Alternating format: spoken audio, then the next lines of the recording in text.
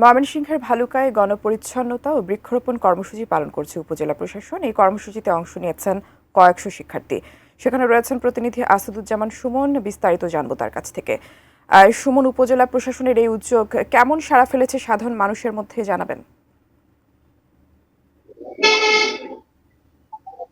টুম্পা, আপনি যেমনটি বলছিলেন যে আসলে এই যে উপজেলা প্রশাসনের পক্ষ থেকে যে উদ্যোগটি নেওয়া হয়েছে গণ পরিচ্ছন্নতা কার্যক্রম এবং বৃক্ষরোপণ কর্মসূচি, সেটি কিন্তু স্থানীয় পর্যায়ে বেশ সাড়া ফেলেছে। এই কর্মসূচিতে প্রায় কয়েক শতাধিক শিক্ষার্থী এবং বিভিন্ন রাজনৈতিক দলের কর্মীরা কিন্তু নেতারা কিন্তু এখানে উপস্থিত হয়ে এই যে উপজেলা প্রশাসনের যে উদ্যোগ, সেই উদ্যোগের সাথে তারা কাঁধে কাঁধ মিলিয়ে কাজ করছে। আপনি জানেন যে এই এই কর্মসূচিতে বেশ কিছু গাছ কিন্তু সৌন্দর্য এবং ঔষধি গাছ যেগুলো রয়েছে সেগুলো রোপণ করা হয়েছে, এবং বালুকা বাস স্ট্যান্ড যে অংশটুকু রয়েছে এই অংশে কিন্তু পরিচালনা করা হয়েছে।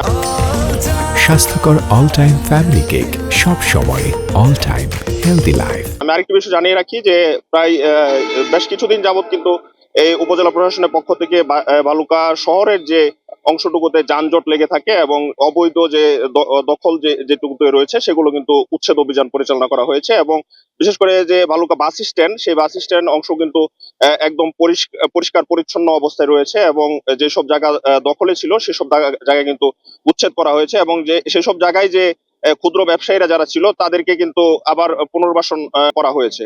তো সব মিলিয়ে এই যে কার্যক্রমটি স্থানীয়ভাবে বেশ সাড়া ফেলেছে। তো ময়মনসিংহ থেকে এই ছিল আমার কাছে এই বৃক্ষরোপণ কর্মসূচি এবং গণপরিচ্ছন্নতা কার্যক্রমের বিষয়ে সর্বশেষ।